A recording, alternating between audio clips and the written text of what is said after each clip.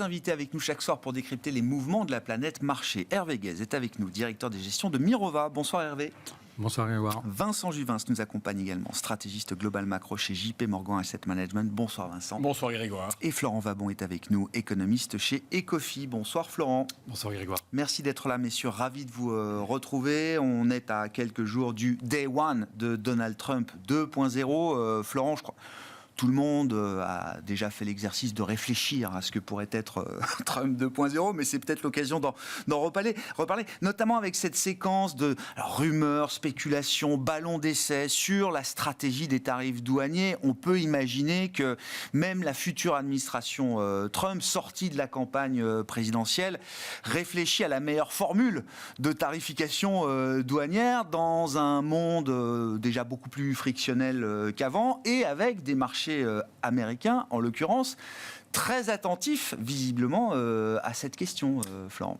Et avec une inflation plus élevée que lors du premier mandat de Donald Trump. Donc c'est un peu ça le sujet, c'est-à-dire que finalement, il a été élu sur la base de ce qu'on pourrait qualifier de crainte de l'inflation ou de véritablement peur. Je veux dire, son traumatisme. C'est exactement traumatisme de l'inflation. C'est le mot que je cherchais.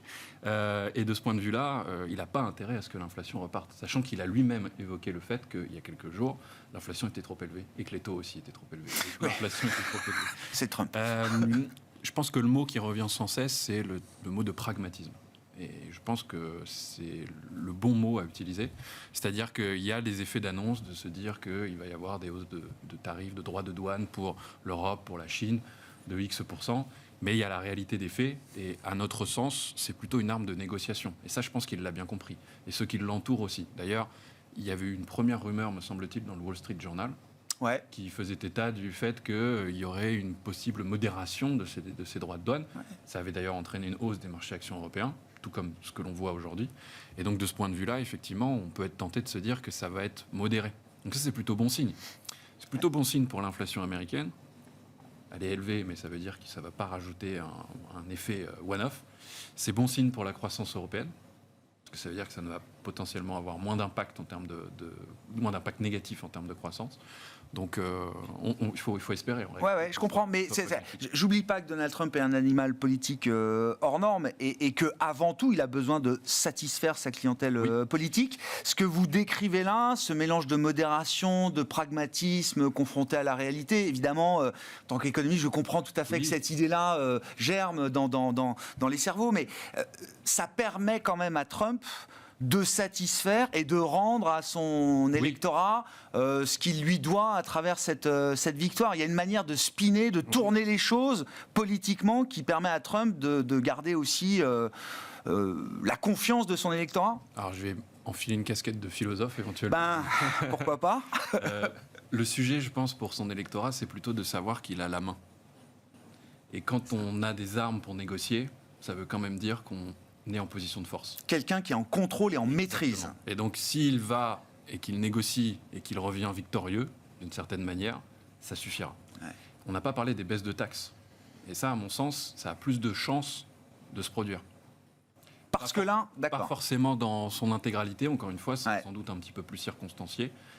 Mais ça suscite beaucoup plus d'adhésion du côté du Parti républicain. Donc, il ne faut pas oublier ce côté-ci. La baisse de taxes, c'est plutôt pro-croissance. Un petit peu pro-inflation par la demande. On y reviendra peut-être sur l'inflation, mais il y a des raisons de tempérer un peu les craintes. Les craintes de résurgence d'inflation ? Oui. D'accord, oui, parce que les craintes, on ne sait plus trop dans quel sens elles sont. En Europe, il y a la crainte aussi de voir l'inflation trop basse, peut-être dans un futur plus ou moins proche. Vincent, sur ce Day One de Trump et sur l'idée effectivement qu'on aura peut-être une forme de modération, de pragmatisme qui pourrait s'exprimer chez Trump, on sent en tout cas qu'il y a une histoire de séquence et d'ampleur dans la mise en exécution des grands axes de sa politique qui va être quelque chose d'assez important et peut-être même qui va façonner le rythme des marchés là, au cours des prochaines semaines et des prochains mois. Oui, c'est clair, les marchés sont dans l'expectative. Après les célébrations des premières heures, aujourd'hui, c'est se demander à quelle sauce ils seront mangés, sur le plan commercial, sur le plan migratoire. On a encore vu la semaine passée un marché du travail qui reste tendu, donc c'est vrai que là aussi, sur l'aspect migratoire, c'est un sujet. Je souscris assez fort à l'idée, mais enfin, c'est peut-être parce qu'on est économiste et qu'on voit le bon sens triompher, en tout cas, que ce sera le cas et que le pragmatisme se dominera aux États-Unis. On ne peut jamais dire jamais. Je pense qu'on peut faire sur ce plateau, à ce stade, que des suppositions. Maintenant, c'est évidemment pas dans son intérêt de mettre l'économie américaine à genoux. Les Américains sont sensibles à l'inflation. Donc, finalement, faire revenir l'inflation fortement, c'est pas le sujet. On sent d'ailleurs déjà que cette technique de négociation a bien fonctionné, puisque partout, on s'est montré prêt à discuter, prêt à négocier. Ursula von der Leyen en disant qu'on peut importer plus de gaz, les Canadiens aussi. Tout le monde s'est retrouvé à Mar-a-Lago pour essayer déjà un petit peu d'anticiper. Tout le monde, pas encore, mais presque. certains et certaines. Mais voilà, oui. donc en tout cas, on peut reconnaître que sur l'approche, ça semble avoir déjà porté ses fruits. Retenons en effet les baisses d'impôts qui sont plus fortes avec Trump qu'elles ne l'auraient été avec Kamala Harris. Pour les investisseurs que nous sommes, modestement, finalement c'est une bonne chose. C'est finalement davantage de bénéfices restitués aux actionnaires. C'est bon pour l'activité économique. On voit que le sentiment, en tout cas des acteurs de l'économie, PMI et autres, reste bien orienté. Donc voilà. J'en viens pas à souhaiter qu'on ait un Donald Trump en Europe, mais enfin, il nous manque un petit peu parfois en Europe cet enthousiasme qu'il faudrait susciter d'une manière ou d'une autre. Et voilà, donc l'année 2025 reste à l'entame de celle-ci, toujours une année dominée par cet exceptionnalisme américain qui est incontestable, difficile de challenger à l'heure actuelle, alors que l'Europe demeure embourbée avec ses propres problèmes. Il faudra sans doute attendre le deuxième trimestre pour peut-être voir un petit peu plus clair dans les perspectives de chaque zone. Je rebondis sérieusement d'ailleurs sur votre point, peut-être qu'il nous manque un Donald Trump en Europe. J'ai encore l'idée qu'on peut trouver d'autres options qu'un Donald Trump européen pour redonner un peu de perspective à l'Europe. Mais j'entends tout à fait le point, Vincent, et vous n'êtes pas seul à le partager. Le tir immédiatement. Voilà. Non, mais en tout cas, face à Donald Trump, européenne. Donald Trump, il faut qu'il y ait quelque chose. C'est-à-dire, il faut qu'il y ait quand même une tactique, une stratégie. Alors, est-ce que c'est une position de force et un bras de fer face à un homme fort comme Trump ? Est-ce que c'est une autre approche ? Mais en tout cas, il y a forcément quelque chose à imaginer face à Trump. L'Europe n'avait pas besoin de Donald Trump pour se mettre elle-même dans les problèmes en 2024. Je pense qu'il faut une ambition renouvelée. Elle a été évoquée notamment par Mario Draghi. Certains aspects, on a reconnu le caractère difficile de certains aspects du plan qu'il proposait. Il nous faut un axe franco-allemand fort. Alors, on a des élections en Allemagne prochainement. Espérons qu'il en sorte un exécutif qui est de l'ambition pour l'Allemagne, mais de l'ambition pour l'Europe. On avait cet axe franco-allemand relativement fort durant le Covid, et on en mesure encore aujourd'hui tous les bénéfices. On parlait, avant que cette émission commence, de la situation en Italie, mais derrière les bons chiffres de la croissance en Italie, il faut voir en tout cas l'impact du fonds de relance européen. Donc il nous faut évidemment ce genre de mesures. On sait évidemment que tant en France, tant en Allemagne aujourd'hui, c'est difficile. Les exécutifs sont évidemment en difficulté, et dès lors difficile d'avoir des ambitions au niveau européen. Et c'est ça qu'il nous faut avant tout aujourd'hui, c'est plutôt que chercher la confrontation, c'est déjà pour nous-mêmes prendre les bonnes mesures pour nous relancer dans un monde où, tant en Chine qu'aux États-Unis, on pense d'abord à soi et où on ne va pas s'exporter hors de nos problèmes, ce qu'on pouvait encore faire auparavant. On pouvait compter sur une relance de la demande chinoise via l'automobile, via le luxe et ainsi de suite. Le luxe peut-être, mais les automobiles, ça ne marchera pas en 2025, malheureusement. Florent ? On commence, à ce propos, je rebondis aussi, on commence à percevoir un timide sursaut en Europe. De qui ? De quoi ? Oui. De l'économie ? Sur l'autonomie stratégique. Ah, l'autonomie stratégique. Oui. D'ailleurs, en réponse au droit de douane de Donald Trump qui avait été évoqué pendant sa campagne, alors Christine Lagarde n'est pas le représentant de la Commission européenne, mais elle avait déjà évoqué qu'il fallait potentiellement lâcher du lest sur le gaz naturel liquéfié, sur les plans de défense, etc. Interview très politique de Christine Lagarde au FT, si c'est la même référence que vous avez, Florent, où le mot d'ordre c'était la stratégie du book check, du chéquier, il faut négocier avec Trump. Voilà. Alors, c'est toujours très dangereux de dévoiler ses cartes avant de commencer à négocier. Donc après, c'était pas son rôle non plus, mais ça a le mérite de se dire qu'effectivement, il y a quelque chose qui est en train de bouger. D'ailleurs, juste après, on a des plans de compétitivité qui ont été évoqués du côté de la Commission européenne, plans de défense également.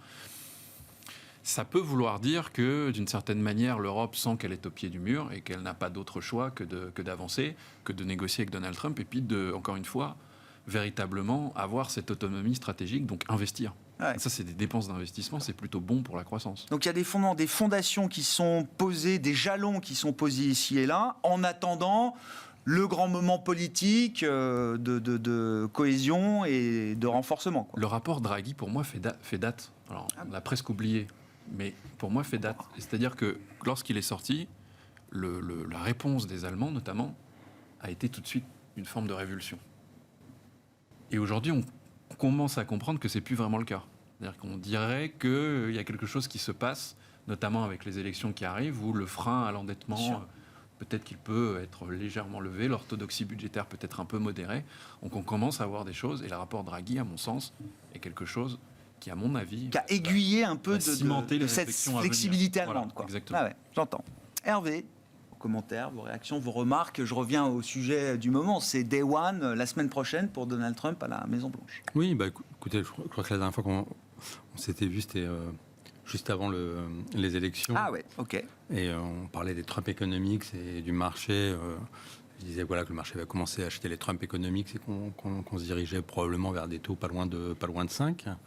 On y est aujourd'hui. Après, il y a eu une première phase dans laquelle ce que le marché a acheté, c'est un peu le biais cognitif qu'on a. C'est-à-dire Trump est rationnel, donc le pro-business, oui, la partie inflationniste, non. Et donc on a eu un gros rallye action et puis détente sur les taux. Puis à l'approche de l'arrivée de Trump, on se dit, bon, finalement, est-ce qu'il est quand même si rationnel ?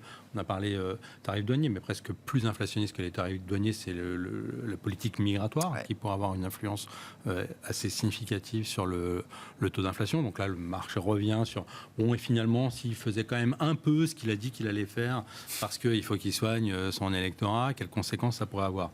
Bon, donc, alors je sais pas... Tu disais philosophe, je pense que tu voulais dire psychologue.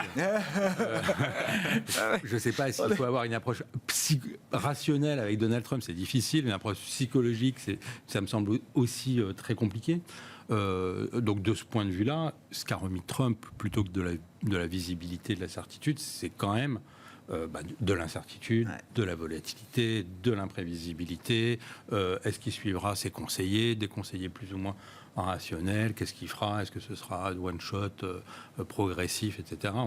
Objectivement, comme ça a été dit, je pense que c'est pas sûr.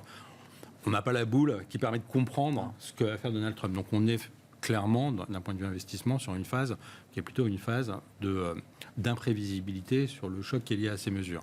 Il y a si Trump a un côté pragmatique qu'on peut anticiper, c'est effectivement la partie... je pense qu'il a les yeux fixés sur les marchés, presque plus que sur l'économie. Et donc, il peut y avoir un phénomène autoréalisateur. Si les marchés s'en approchent trop des 5%, si ça tombe, etc. Donc ça peut lui faire dire, bon, oula, attention, il peut se passer quelque chose. Donc, ça peut être une espèce de forme de rappel rationnel en se disant, bon, il ne faut pas que... Tant que les marchés ne s'inquiètent pas trop de ce que je raconte pour faire plaisir à mon électorat, ça va. Si ça commence à aller pas bien, il faudra que je corrige. Donc, il n'a pas beaucoup de marge. Voilà. Et donc, à part exécuter à la perfection, il n'a pas beaucoup de marge par rapport à la situation des marchés. Voilà, il n'a pas beaucoup de marge, mais lui, enfin, ça a été dit, paradoxalement, il a quand même la chance d'être sur une économie qui va plutôt bien, des anticipations de bénéfices qui sont à plus 15%, dès qu'il ose la voix... Enfin, Biden, il doit quand même pleurer, quoi. Il doit se dire, alors, si j'insulte les Européens, j'ai le Premier ministre italien qui dit que Elon Musk est un génie parce qu'elle a traité Kerstheimer de quoi quelqu'un de complice, non, je sais de méprisable. De méprisable, pardon. Elon Musk a traité le Premier ministre anglais de méprisable, et la Première ministre italienne trouve que Elon Musk est un génie. Voilà, donc si l'Europe... La vraie question, elle est, me semble-t-il, pas tant côté américain, mais tu l'avais mentionné, c'est quelle est la réponse européenne. Et là-dessus, pour le coup, moi, je suis beaucoup plus pessimiste. C'est-à-dire le couple franco-allemand n'existe plus. L'Allemagne va encore presque trop bien pour se remettre en question, alors que ça va pas mieux, mais elle est toujours sur un modèle exportateur net extrêmement fort, malgré la baisse. Elle engrange des excédents commerciaux réguliers. Elle a l'impression qu'elle veut se battre à tout prix pour préserver ce modèle. Donc je pense que le réveil allemand sera lié à une inversion de ça. C'est-à-dire quand ils se rendront compte que la politique exportatrice ne peut plus être l'élément clé qui justifie les politiques économiques, ils changeront. Mais aujourd'hui... On n'en est pas là, vous dites. On n'en est pas là. Le niveau de douleur n'est pas encore suffisamment fort sur le modèle allemand. Tarif douanier sur l'automobile chinoise, pour ne pas parler des États-Unis, l'Allemagne a dit on vote contre. Ah oui, non. Donc on voit bien que pour l'instant, l'Allemagne est dans une situation où elle estime qu'elle va vouloir essayer de sauver le maximum de meubles qu'elle peut sauver sur sa politique exportatrice. Et de ce point de vue-là, elle est complètement antinomique sur une France qui a d'autres choses à faire et qui accueillerait le rapport Draghi de façon beaucoup plus volontaire, mais qui a encalminé dans une situation politique compliquée, des déficits budgétaires extrêmement élevés. Donc on a un couple franco-allemand malade des deux côtés du Rhin. Ouais. Et effectivement, les pays périphériques ne pourront pas prendre le relais de façon durable de ce couple-là. Donc est-ce qu'il faut un Donald Trump européen? Je ne sais pas, mais ce qu'il nous faut, c'est un réveil européen où on ne parle plus d'autonomie stratégique, mais où on l'a fait. On est infichu de faire autre chose pour l'instant que de la régulation, infichu de construire les sociétés technologiques de demain, d'avoir une politique très ferme, très claire sur les investissements, où est-ce qu'on veut les orienter. Donc je trouve que en tant qu'investisseur, m'intéresse à toutes les zones géographiques. Et c'est un peu avec colère qu'on se dit que la zone Europe... Ouais. À part, on en parlera peut-être, un petit décalage ponctuel de valorisation qui fait que, allez, peut-être que l'Europe fera pas trop mal cette année, mais sur le long terme, l'Europe est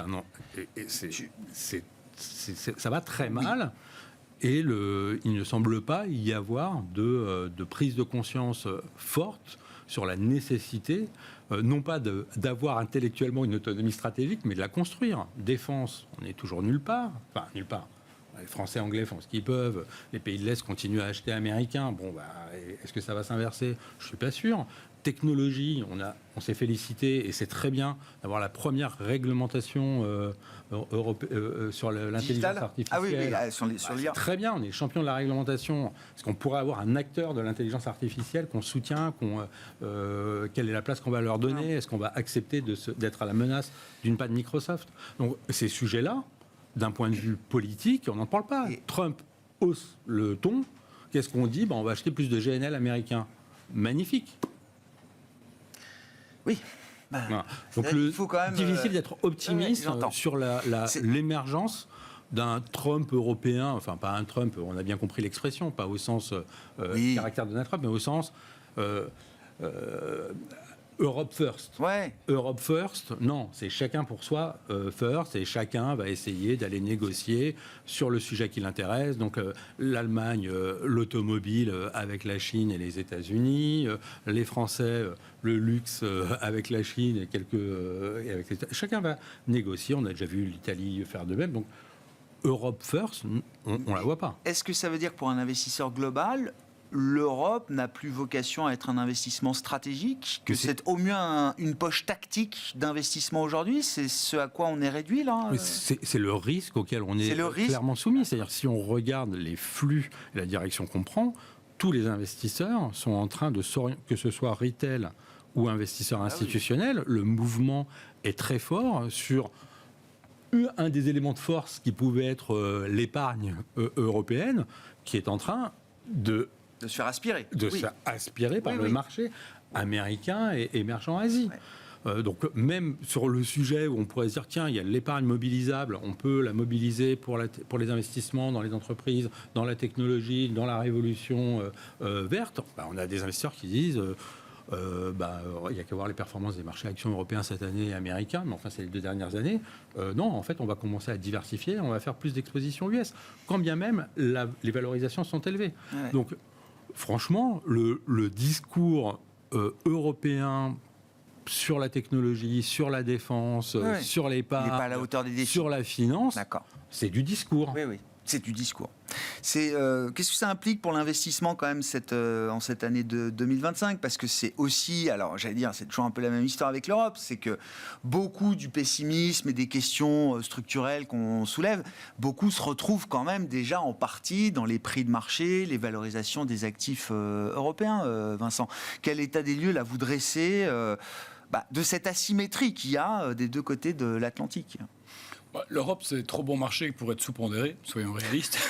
En effet, comme vous le dites, il n'y a pas de raison d'être particulièrement enthousiaste à court terme, il n'y a pas d'histoire à raconter. Le meilleur argument qu'on a pour l'Europe, c'est que c'est bon marché. C'est bon marché, effectivement. On est relativement bien payé pour attendre. Les entreprises européennes continuent de choyer leurs actionnaires tant qu'elles peuvent. On a à nouveau une année de record en termes de distribution de dividendes. Ça vient d'être communiqué notamment par la maison qui publie chaque année. Donc on est bien payé pour attendre. Donc voilà, on ne peut pas être en décalage. Maintenant, même si l'Europe fait un peu mieux que les États-Unis dans les premières journées d'échange de l'année, c'est vrai Oui, que enfin ramener en dollars, je suis pas sûr qu'on fasse c'est autre chose. si bien que ça. Mais c'est vrai que j'ai du mal à voir l'Europe surperformer les États-Unis au cours du premier trimestre. Je pense que l'avantage demeure aux États-Unis. Enfin, on le verra la semaine prochaine, la saison cette semaine. Le momentum, de parce publication qu'on peut de regarder la valo du marché américain, on peut se faire peur, on est, j'imagine, dans des percentiles très élevés, quasiment en matière de cherté pour le marché américain, mais vous dites qu'il y a un facteur momentum là, pour moi, la rotation contre lequel on ne peut pas se mettre. Elle a d'abord lieu aux États-Unis avant d'avoir lieu internationalement. Okay. Donc, pour moi, je résumerai les choses ainsi. On a les États-Unis, c'est un marché bêta pure play. Enfin, je veux dire, on est voilà. Avec la tech comme driver, mais plus uniquement, je pense que la thématique aujourd'hui de diffusion de la croissance bénéficiaire, plus à l'avantage des autres secteurs, ou en tout cas d'autres secteurs qui rivalisent avec la tech davantage, c'est assez bien acquis par la plupart des investisseurs. La thématique equal weight qui avait surgi en juin dernier continue à faire tache d'huile. Donc voilà, élargissement de la performance aux États-Unis, au sein du S&P 500, au sein des niveaux de capitalisation. L'attrait pour les small caps aujourd'hui est beaucoup plus important aux États-Unis notamment. Europe, c'est plutôt un marché pour être neutre, plutôt un marché de rendement. Ça le reste, moi je serais plutôt sur des valeurs immobilières, des valeurs bancaires en Europe. Il y a des perf, le secteur bancaire fait plus de 20% l'an dernier en Europe. On a des perspectives d'M&A, on a du rendement et tout ça, c'est très bien. Le marché deep value, alors s'il faut en trouver un, alors allons-y franco. La Chine. Oui, bien sûr. Donc là, tant qu'à faire. Et on a plutôt plus de croissance bénéficiaire qu'en Europe. Donc, et on a plutôt des autorités qui sont tentées d'utiliser le marché action justement pour relancer un petit peu la confiance. Elles l'ont fait avec succès en 2024. Ça a mal commencé en 2025. Aujourd'hui, ça va mieux. Trop tôt pour dire si c'est durable, mais en tout cas, c'est facile, je dirais, de relancer la confiance par ce canal-là. Ce sera plus facile que de relancer la confiance par une remontée des prix immobiliers qui, là, est beaucoup plus cher à atteindre. Ouais. Florent, dans quelle mesure les taux, notamment vous évoquiez l'inflation tout à l'heure, dans quelle mesure les taux long terme, comme on les voit monter depuis quelques semaines, peuvent être un problème, notamment pour le marché américain. Je redonne, c'est 74% désormais du MSCI World, les États-Unis. Moi, j'étais resté aux 2/3, voire 70%. Maintenant, on m'a dit c'est 73-74%. Ça monte encore. Qu'est-ce qu'on peut dire de la situation des taux longs, de ce mouvement un peu global de repricing ? Et où est la limite de ce point de vue-là ? Ça amène à se questionner, j'imagine, sur les perspectives d'inflation, là. Et vous aviez l'air de dire qu'il fallait peut-être ne pas être trop inquiet à ce stade, modérément inquiet. Voilà, je ne veux pas trahir votre pensée d'un risque de résurgence de l'inflation. Quel est l'argumentaire derrière la Florent ? Bon, peut-être parler sur les taux longs déjà pour commencer. Effectivement, pour caricaturer, mais on n'est pas loin des choses. C'est-à-dire que depuis que la Fed a baissé ses taux de 100 points de base, les taux de marché, le 10 ans américain a pris 100 points de base. Je crois que c'est à peu près une équation juste, oui. Voilà.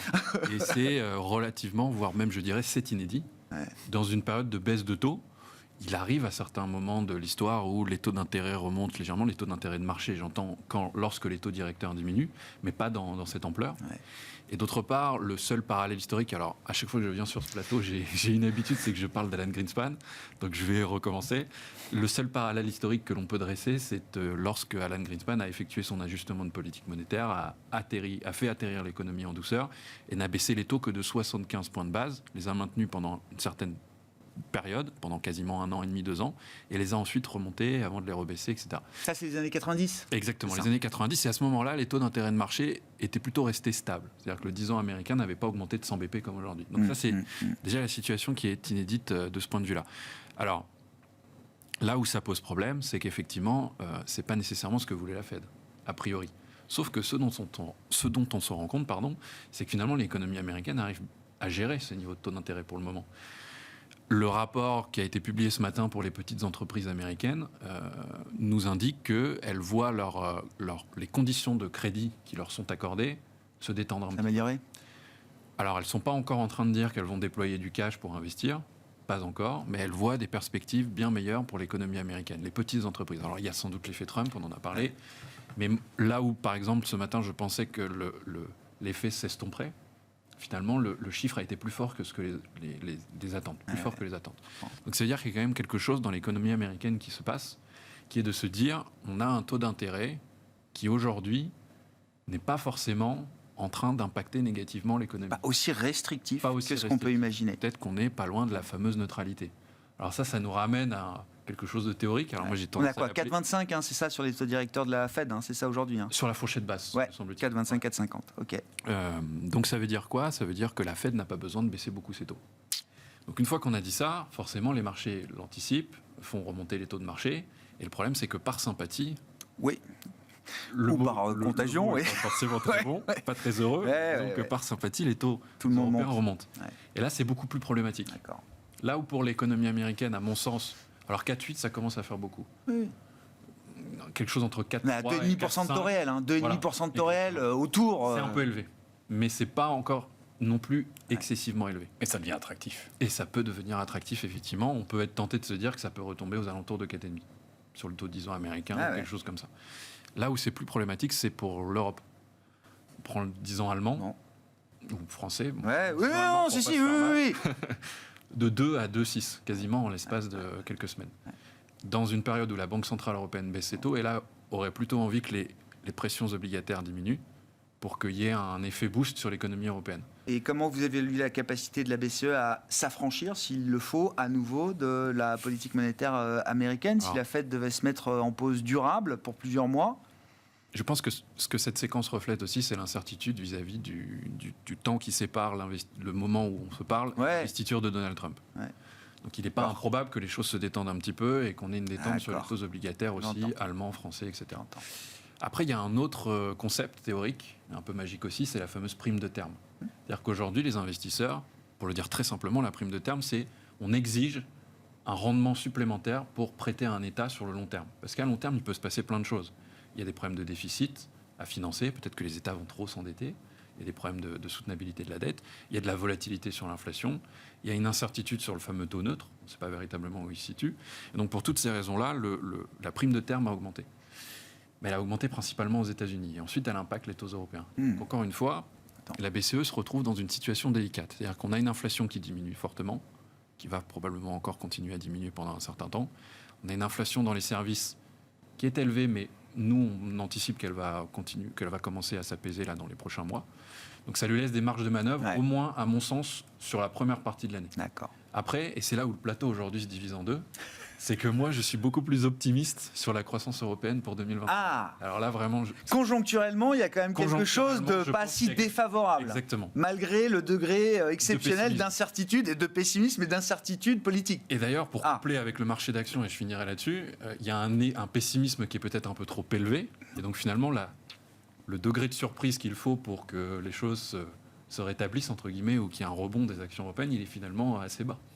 S'il faut mettre un chiffre sur la croissance européenne cette année Nous, on est à un petit peu plus de 1. Ah oui. Ah oui, ça c'est... Le En moyenne annuelle, par consensus rapport au moyen est à consensus qui 0,9. Hein. Il est un peu en dessous de 1. Ouais, c'est Ouais. ça. Alors, je rappelle une chose, c'est que le croissance potentielle de la zone euro, c'est à peu près 1%. Oui.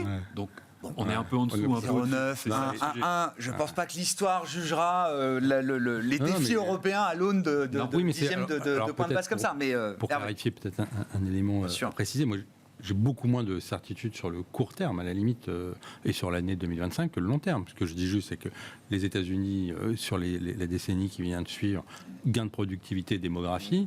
La France, pas de gain de productivité, beaucoup moins de démographie. C'est 15 ans potentiel de- d'investissement continu, c'est ça qu'il faut comprendre. Exactement, hein. exactement. Potentiel à la zone Europe, c'est 1. Alors, si on est content si on fait 1, on est un peu déçu si on fait 0,8. Sérieusement. Non, mais Voilà. Donc mon sujet, il n'est pas sur l'année 2025. Encore une fois, il y a des risques, à mon avis, aux États-Unis, probablement plus en fait sur les niveaux de marge des gros acteurs de la tech et la capacité à maintenir ça, notamment sur les acteurs de l'intelligence artificielle. Donc il y a des zones de risque qui peuvent faire que les États-Unis ne vont pas bien. Malheureusement, je pense que si les marchés actions américains vont pas bien, on n'aura pas des marchés européens qui vont aller très bien non plus. Voilà. Mais bon an, mal an, compte tenu des écarts de performance qu'on a eu l'année dernière, du pessimisme très ambiant sur l'Europe, ce que je dis finalement, j'enfonce des portes ouvertes un petit peu sur les problématiques européennes à moyen long terme, fait que le fait de se dire est-ce que sur 2025, sur un malentendu, j'avais envie de dire, on va pas avoir un marché européen qui va faire un peu mieux que le marché américain, pourquoi pas ça? J'ai vraiment pas une confiance forte sur ce sujet. De toute façon, j'ai envie de dire, ça a été dit, quand on a un gérant actif long terme, c'est aussi, alors peut-être c'est le seul élément d'inquiétude qu'on peut avoir, c'est qu'il y a une tendance naturelle à surpondérer l'Europe.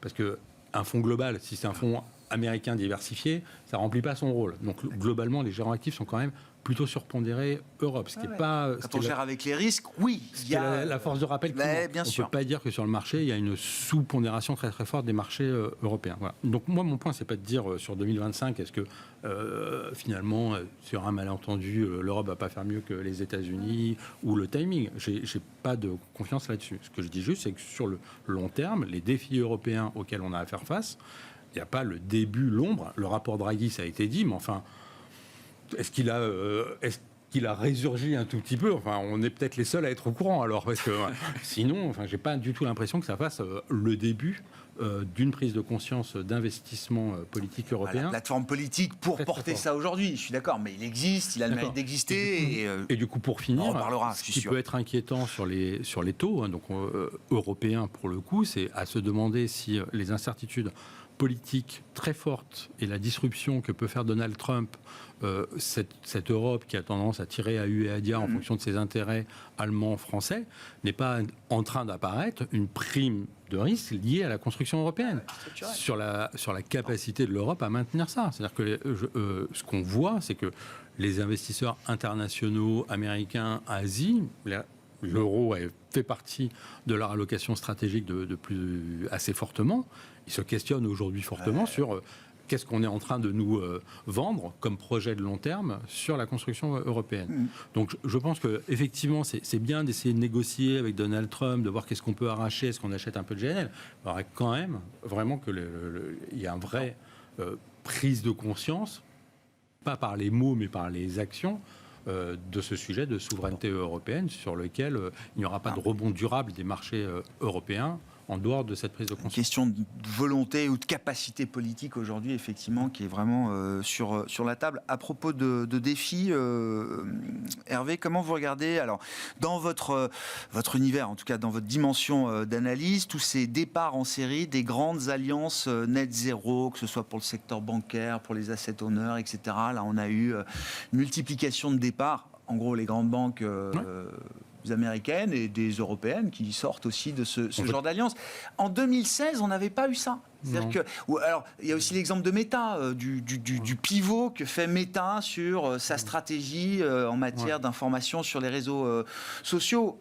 C'est vrai qu'il y a une concomitance avec l'arrivée de Donald Trump qui fait qu'on s'interroge. Mais en 2016, il n'y avait pas eu ça. Il n'y avait pas eu cette mise en ordre, si je puis dire, sous Trump 1.0. Alors, la différence, c'est que sur 2016, Trump était évidemment climato-sélectif, pas du tout pour, etc. Mais on se disait, ça va passer. Il a beau il dire, passera. Il a beau dire, les politiques industrielles bas carbone sont portées par les États dont beaucoup d'États républicains, et donc c'est plus du langage que des vraies mesures très fortes. Il y en a eu quand même, mais finalement, post-2016, c'est dit, bon, il faut continuer sur l'agenda.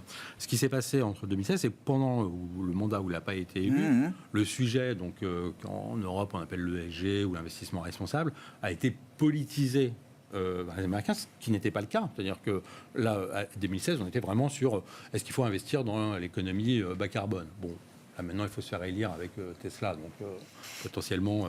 il y a eu un mouvement là-dessus, mais par contre, le sujet des politiques d'investissement responsable a été politisé, si je caricature un petit peu, en disant ces sujets de prise en compte des dimensions environnementales et sociales, c'est un projet d'extrême gauche, c'est du woke capitalism. Nous, les républicains, on est archi contre ça. Et les États républicains ont enchaîné sur des plaintes auprès de tous les grands acteurs financiers implantés aux États-Unis, qu'ils soient américains ou européens, en disant, si vous mettez à votre agenda des sujets environnementaux ou sociaux, c'est forcément au détriment de votre seul objectif raisonnable et rationnel, parce que Trump est très rationnel, qui est de faire de la performance financière, et donc on va vous poursuivre, voire on va vous poursuivre pour entente. Donc c'est ça aujourd'hui qui est en train de se passer, et donc par crainte. Oui, j'entends. De ça. Par prévention. Oui. Par politisation et judiciarisation du sujet. Oui, j'entends. Aux États-Unis, il y a un retrait de ça. Est-ce que ça va se traduire? Est-ce que ça va avoir des effets réels en dehors des effets d'affichage? Bon, ça aurait été un peu curieux de ma part si je vous avais dit toutes ces alliances ne servent à rien, Oui, la mobilisation j'avoue. des acteurs financiers, ça sert à rien. Et donc le fait qu'ils se retirent, dire que ça aura zéro impact. Mais c'est pas non plus la condition sine qua non pour que le travail se poursuive. Alors, il me semble qu'il y a il y a deux sujets. Il y a un sujet qui est sur la politique sociale, c'est-à-dire on voit, là pour le coup c'est descendu au niveau des entreprises, sur les sujets de diversité et inclusion, Oui. là il y a un vrai retour en arrière très très fort. Bon, à la limite, le côté modèle français, universel, etc., pourrait comprendre ça, puisque c'était aller très loin. Oui, oui. Donc il y a un vrai retour en arrière sur ce sujet de diversité et inclusion. Sur le sujet du climat, pour le coup, ce que je viens de dire reste vrai, c'est-à-dire que les investissements vont continuer, on allégera peut-être certaines contraintes, etc., mais Tesla ne va pas se mettre à fabriquer des moteurs thermiques pour faire plaisir à Sans doute pas. l'électorat populaire, etc. Donc la transition climatique va se poursuivre. Elle va se poursuivre dans l'économie, donc elle va se poursuivre avec les entreprises, même si elles affichent moins. Voilà. Néanmoins, le fait d'avoir des investisseurs qui prennent moins d'engagement, etc., c'est le rôle d'aiguillon qu'ils pouvaient avoir sur les financements de nouveaux projets charbon, pétrole, etc., va être ralentir. Donc la crainte, c'est pas tellement qu'on ait un ralentissement sur les investissements sur les technologies vertes. La crainte, c'est que ça...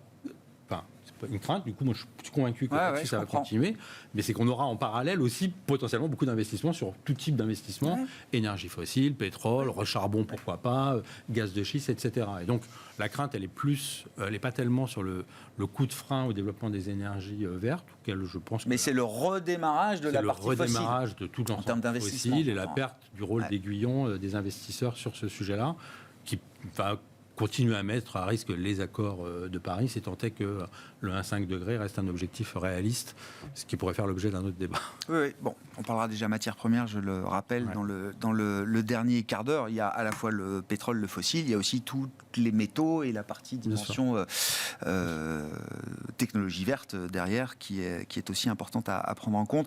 Vincent, il nous reste 2 minutes. Alors, je sais pas, la Chine, je veux bien qu'on en redise un mot quand même, parce que il va falloir suivre la manière dont le dialogue ou la conversation entre la Chine et les États-Unis évolue avec l'arrivée de Donald Trump. Vous évoquiez tout à l'heure la décote extraordinaire des actifs chinois.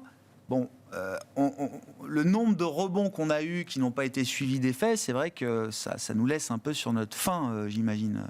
En tout cas, pour rebondir sur le sujet précédent et répondre à votre question en même temps, la Chine reste avec cet objectif de net zéro d'ici 2060. Vient d'ailleurs d'annoncer un immense projet d'infrastructure de barrage hydroélectrique. Alors, je ne sais pas si c'est super pour l'environnement, mais en tout cas pour l'approvisionnement vert en énergie, c'est une bonne chose. Continue à investir massivement dans la transition énergétique.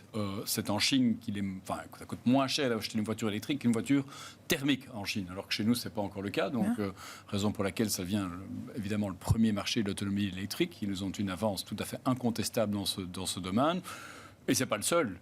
La Chine, c'est le leader incontesté de la 5G. On l'oublie trop souvent. Mais enfin, je dirais, avant Covid, c'était un peu le sujet de discussion. On l'a pas pris en Europe. Plein d'autres pays l'ont fait, Moyen-Orient et autres. Moi, j'avais la chance d'être à Monaco la semaine passée. Je me suis laissé dire que les autorités monégasques ont pris la 5G chinoise. Je ne sais pas si après, c'est une bonne ou mauvaise décision. On se souvient de l'affaire Huawei, ZTE, etc. Il y a plein d'autres pays qui font le choix des technologies chinoises. On parle évidemment beaucoup de semi-conducteurs, là, depuis évidemment le trend AI. Et les États-Unis avaient décidé de limiter l'exportation de technologies critiques à la Chine pour garder leur avance. On se rend compte que finalement, cette approche ne porte pas ses fruits. Ils sont en train de rattraper leur retard et mieux, ils sont pour devenir des leaders de semi-conducteurs d'ici 2030. Alors qu'aux États-Unis, on construit des usines de fabrication. En Europe, on a évidemment, pour toutes les raisons qui ont été justement évoquées, on est toujours en retard. Nos usines qui devaient ouvrir en Allemagne ne verront sans doute jamais le jour. Mais la Chine est en train de devenir un leader dans tous ces domaines. Donc, évidemment, je pense plus à moyen long terme. Ça veut dire que, en tout cas, on ne peut pas se passer de la Chine dans nos portefeuilles. Est-ce qu'en 2025, ils réussiront ? Ils ont réussi à certains égards en 2024. En tout cas, à recréer de l'enthousiasme localement pour leur marché equity. Il n'y a pas d'investisseurs occidentaux qui ont évidemment souscrit à ce mouvement. Je pense encore une fois qu'ils le essaieront via ce canal-là en 2025. Il en faudra plus pour sortir l'économie de l'ornière. Les baisses de taux qu'ils ont réalisées ou les baisses de ratio de réserve obligatoire n'ont pas été suivies par une demande de crédit. C'est là le problème évidemment de la déflation qu'ils traversent. Mais enfin, ils sont acculés à réussir. Et force est de constater qu'alors qu'en Europe, on n'essaye pas, pour l'instant, il faudrait, eux au moins, essayent. Alors, est-ce que ça réussira en 2025 ? En tout cas, si on cherche un marché value où se positionner, il y a un marché qui essaye objectivement, avec beaucoup d'échecs jusqu'ici, mais qui continue. Donc, sur la thématique, en tout cas, de repricing ou de marché qui pourrait converger vers ces moyennes historiques, je parierais peut-être plutôt sur celui-là. Bon, c'est le jeu du concours de beauté permanent et éternel des marchés. Merci beaucoup, messieurs, d'avoir été les invités de Planète Marché ce soir. Vincent Juvin, JP Morgan Asset Management, Florent Vabon, Ecofi et Hervé Guez, Mirova.